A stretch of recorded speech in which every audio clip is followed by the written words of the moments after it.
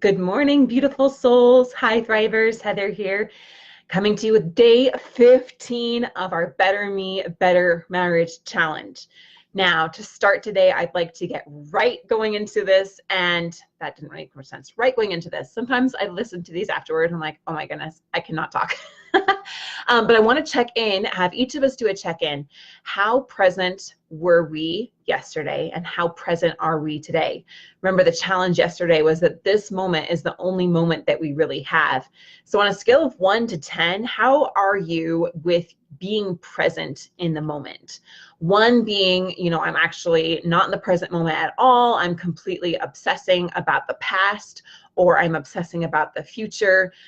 Worry, anxiety, fear, regret, guilt, shame. Those are my dominant emotions. Those are my dominant focuses. 10 being like, I'm so centered in the moment. I'm completely, my mind, my focus is in the moment. It's in the now. Okay, so where are you on that scale? Rate yourself on a scale of 1 to 10.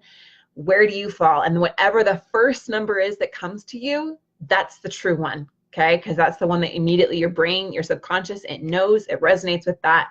And whatever it is, it's okay.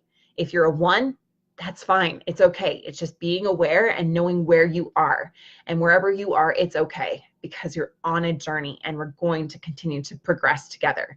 And if you feel like, yeah, I'm nailing it right now, I'm at a 10, then go ahead and own that and celebrate that. For me, I'm going to say I'm about a 7. That's my honest answer. So where are you guys at? Put it in your comments. Let me know where you feel like you are at and being present in the moment. For me, my big thing is I'm always in the future. I'm always thinking about what's coming and where I'm going.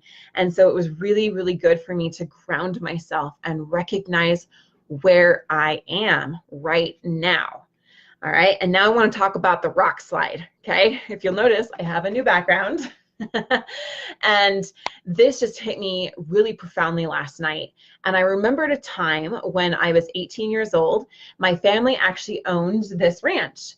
It's up near Vail, Colorado. Incredibly, obviously, you can tell it's gorgeous. Let me see if I can, I don't know, move my, let's see, this way. There we go. Ah, sorry if I'm making you dizzy. I'm not so good at this. Okay. So this was the ranch that my parents owned, and it's called Piney River Ranch, and this is Piney Lake here, just incredibly beautiful. And I was so, so grateful to have spent my summers as a young teenager living here and learning I loved horses, mucking out the stalls, mucking out the corral, learning how to take care of horses. And I was a city girl. My parents are definitely city folk. And so going up here every summer and being immersed in this incredible wilderness and in nature and in really hard work was incredible for us as a family, and for me especially. I'll show you right. Oh, come here. Where are you? I don't know if I can do it. Okay, there's kind of a glare. Anyway, there's a rock right here that I would sit on, and it's my thinking rock. And I come back there every couple years and I just sit on that rock and I just think about life, and I ponder things, and I ponder where I am and who I am and how life is unfolding for me. And it's just really, really beautiful. Anyway, but my story comes from when I was 18. My father wanted to take my sister and I up here. This looks like the biggest peak in the mountain range, but it's not. This is called Peak C. This range over here, this is Mount Powell, okay, in the Eagle Nest Wilderness. So Mount Powell here is the biggest mountain in this range, and he wanted to take us to the top of it. And so I loved hiking. I love nature, da, da, da, da, da. Okay, so we take this trail all along through here, and we go up here. There's a beautiful waterfall here. I don't know, it sounds like Rivendell or something. It's just gorgeous. Okay, so we get up here, and then we go over this pass, okay? And this is actually one of the hardest parts of the whole thing because it's so incredibly steep. So you actually have to go up over this pass, down into a valley, and then it takes you up over this mountain. I know it kind of all looks the same on the picture, but that's the journey, okay? So getting up to this point took us about half a day, and we were exhausted physically, but really, excited and everything. So we get down the mountain, and then now we're starting to go up Mount Powell itself, up the peak. And if you can see here at the top, it's just craggy rocks. All right, so we get going up the slope, and for the first time in my life, I was like, I really I'm not sure if I'm going to finish a hike. I really don't know if I'm going to make it to the top. And we were in a part where it was just sheer rock slide. It was just loose rock. It was so incredibly steep. We were on all fours trying to climb to get to the top of this, and there was still a huge way to go. And I realized, wow, I might be way in over my head with this one. We had to leave really early in the morning because thunderstorms roll in the afternoon, and you don't want to get stuck on the mountainside in a thunderstorm in the Colorado Rockies. It's not a fun situation, especially when you're up that high and there's lightning and whatever, right? So we're like just crawling up, and I had never understood before literally the expression of 1 step forward, 2 steps back. And my dad was like trying to be really like tough and like, we can do this, girls, come on, we got to make it to the top of this. And I was like, I don't think I can do this. I am like exhausted. My legs were shaking. And just that overwhelm of I'm doing the best that I can, but this is crazy. Like this hillside or mountainside, not quite cliffside, but almost, is insane. Like, I don't know if we can ever make it to the top. And every time I would look up, I'd realize still how much further we had to go to get to the very top of the peak there. And I just so badly wanted just to be at the top so we could be done and celebrate it and have that big glorious moment of, oh, we made it to the top of this mountain and look out at the view and everything. But it was really, really hard. And I was about to give up. And every time I looked up, I was like, oh my goodness, there's still so much further to go. And so that just was a profound moment for me to recognize and think back on that oftentimes in life, we're like in that rock slide, right? Where we feel like we have so far yet to go. And I remember my dad just stopping, and we took, a drink of water, and he said, girls, I know that there's still a ways to go, but first I just want you to recognize how far you've actually come.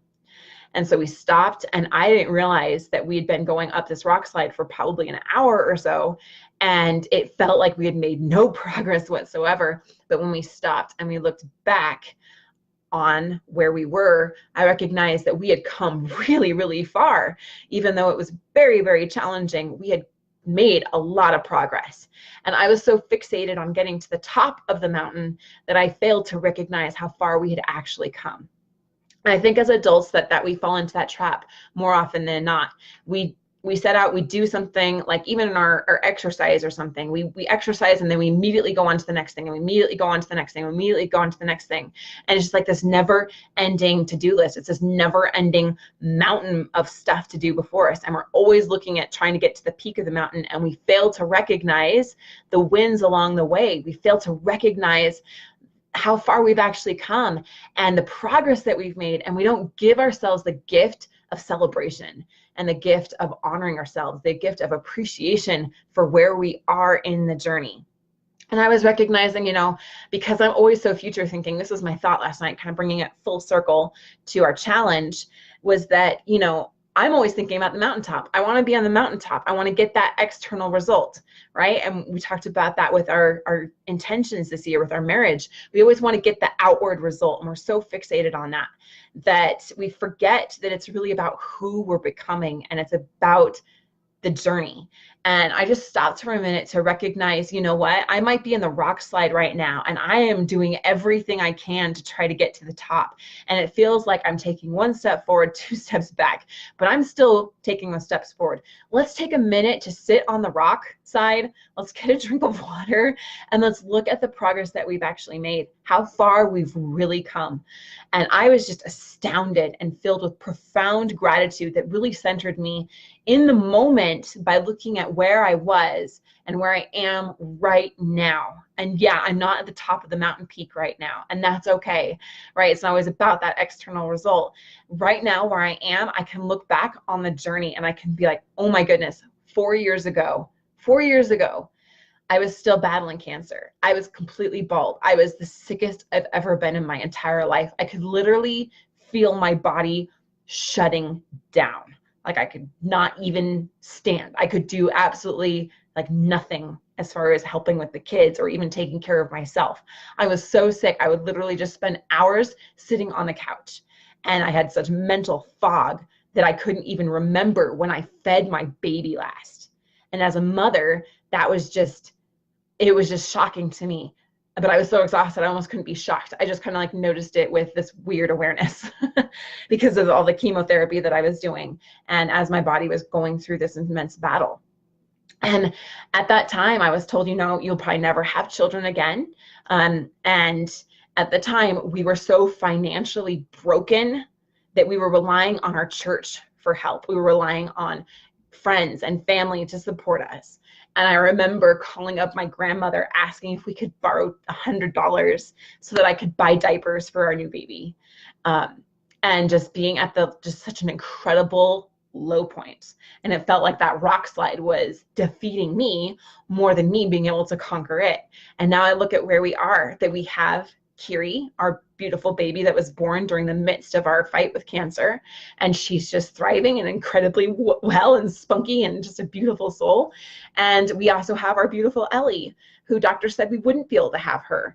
And I look at all of those things as those moments of just the rock slide, and we're just like feeling like we're falling down and we're just barely crawling forward. But as we've continued to just barely crawl forward, and we've been persistent and we haven't given up, we haven't let it defeat us, we continue forward, I see where we are now, and I see that this has been an incredible journey, and we have made incredible progress in so many areas of our lives. I am now healthier and stronger than ever before, not just physically, but emotionally. I'm better and stronger now in my marriage, in my relationship, having gone through those things and really learning these principles, right? And that my family is thriving and doing well. My children are well. We have really overcome the odds and the statistics, right? But even more than that, we overcame like the fears and the doubts and the insecurities in us, and those moments when it truly would have been easier to stop. It truly would have been easier to quit. But we kept going, even if it was literally just an inch by an inch, clawing our way up the mountainside. And so bringing that full circle for you guys, what has your journey been like? What progress have you made? Can you just take a minute to breathe?